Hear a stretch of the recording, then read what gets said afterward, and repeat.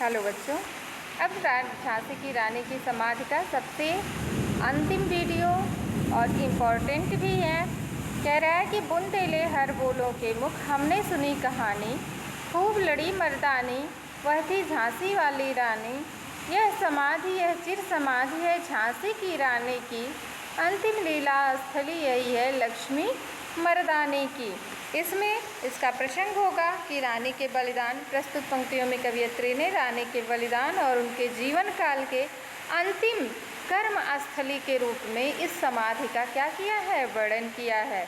फिर लिखेंगे, अगर आपको लिखता है ससंदर्भ व्याख्या तो प्रसंग नहीं लिखेंगे, संदर्भ प्रसंग व्याख्या के साथ प्रसंग को जोड़ देंगे।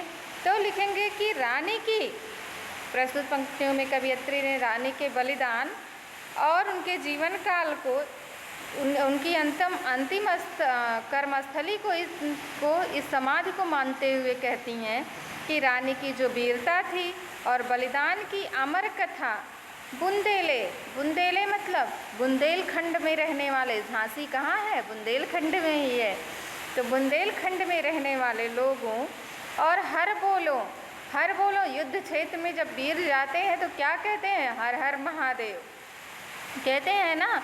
तो वही कह रहे हैं कि और हर, ये दोनों जातियां भी हैं। बुंदेलखंड में रहने वाले लोगों की क्या है, बुंदेल और हरबोल दोनों क्या हैं, हरबोले जातियां हैं। तो कह रहे हैं कि बुंदेले और हरबोल बोले जातियों के मुख से हमने यह कहानी सुनी है। कौन सी कहानी, रानी लक्ष्मीबाई की वीरता की अमर कहानी सुनी है। क्या क्या कहानी सुनी है, उनका कहना है कि झांसी की रानी खूब लड़ी मर्दानी, वह थी झांसी वाली रानी। अर्थात जो झांसी वाली रानी थी, रानी लक्ष्मीबाई एक ऐसी वीरांगना थी जिन्होंने पुरुषों के समान देश की स्वतंत्रता के लिए शत्रुओं से भयंकर युद्ध किया।